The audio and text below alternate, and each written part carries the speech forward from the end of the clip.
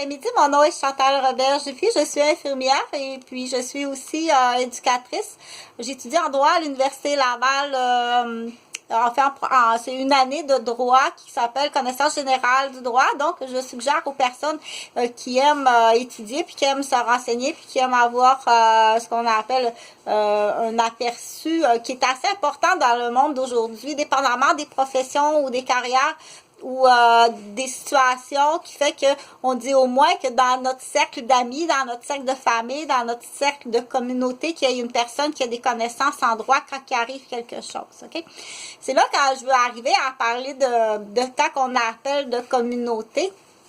N'est pas en lien du tout là avec une nationalité ou une orientation ou une croyance, pas du tout. Quand je dis un cercle, une communauté, ça veut dire on est une gang, puis dans la gang, on a choisi, dans l'exemple, si je fais référence à ce qu'on appelle les réserves, ou anciennement ce qu'on pouvait appeler aussi dans le comté de Sainte-Rosalie, la gang, il y a telle profession, puis on a chacun, quand on a besoin de l'avocat, on va voir l'avocat, quand on a besoin du notaire, on va voir le notaire, quand on a besoin de la coop, on va voir la coop. Donc, on dit dans un petit village, si on recule anciennement, dans le tout petit village, où est-ce qu'il y a un nombre de personnes, de résidents, qu'on peut appeler une petite communauté ou une petite réserve. Donc, si on fait référence à certaines nationalités, si on fait référence, exemple, parce que je suis au Québec, dans les réserves autochtones, ben c'est là qu'on dit il faut faire attention quand que tu développes finalement une réserve. Ça prend au moins un corps de métier et le corps de profession qui est prime abord essentiel. Ton vécu personnel, ça c'est ton vécu personnel pour toi, Chantal en a parlé, mais après coup, on dit quand si tu décides de faire développer un petit village, tiens, on déménage parce que anciennement, du coup, si on fait aussi histoire chez les Autochtones, on dit, on est nomade, on aime ça à cette temps-ci de l'année, ça fait partie, c'est très difficile, je t'assure, parce que ça fait partie des gènes, on dit d'être nomade, c'est-à-dire de partir puis s'en aller camper ailleurs.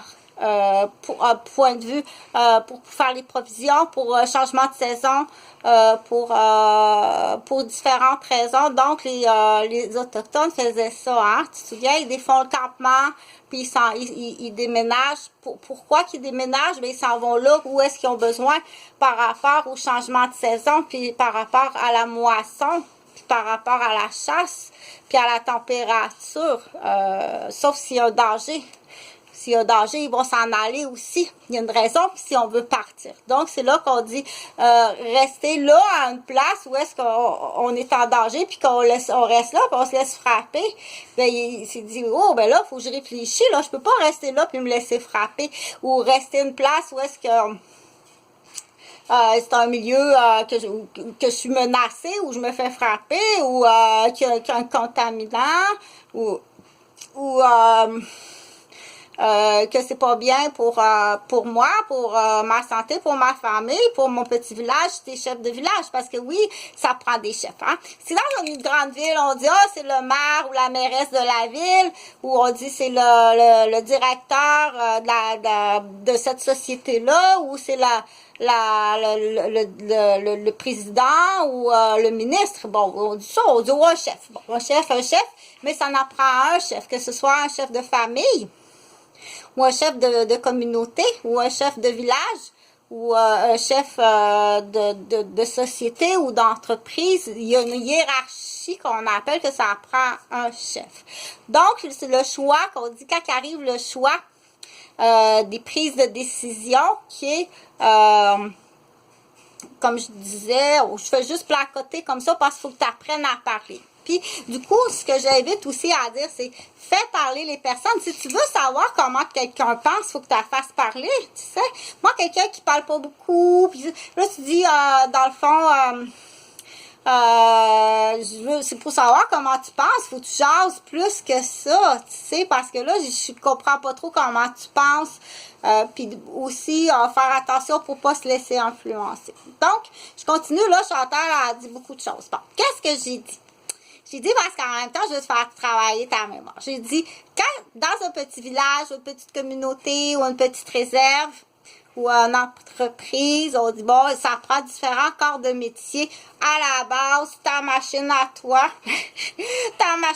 faut que tu répondes à tes ABQ de premier, OK? De base, que j'ai expliqué sur d'autres vidéos. Après ça, dans ta machine à toi, là, c'est là que j'ai dit, qu'est-ce que ça prend comme connaissance pour répondre à toi? Un minimum, d'où l'important de se scolariser, puis d'aller à l'école, puis d'être dans un milieu où est-ce que tu peux apprendre. On dit, être dans un milieu où est-ce que je peux apprendre? C'est d'être dans une place où est-ce que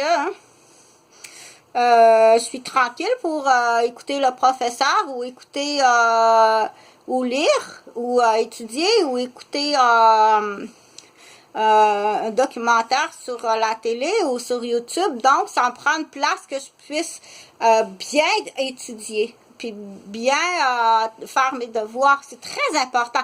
Le savoir est très, très important. Quelqu'un là qui repousse, quelqu'un qui repousse le savoir, on dit c'est très, très grave. D'empêcher quelqu'un d'apprendre, puis d'empêcher quelqu'un d'accéder au savoir, il y a une loi sur ça. Je vais te la trouver, c'est quel numéro. Donc, ça va être sur l'autre vidéo parce que là, je vais arriver à une surprise. Je vais m'occuper de mes grands-papis qui sont de d'autres nationalités. C'est très important de s'occuper. Puis là, on dit au grand-papi, c'est très difficile pour grand-papi trouver son rôle dans une société où est-ce qu'il est immigrant. Qu'est-ce qu'on peut offrir à grand-père qui commence à être de plus en plus malheureux. C'est très difficile pour les personnes âgées d'ici. Imagine quand tu es immigrant, il veut enseigner à ses petits-enfants comment faire une rizière. Donc, ça peut être une très belle motivation, puis une belle activité, puis trouver quelle façon occuper nos grands-parents immigrants.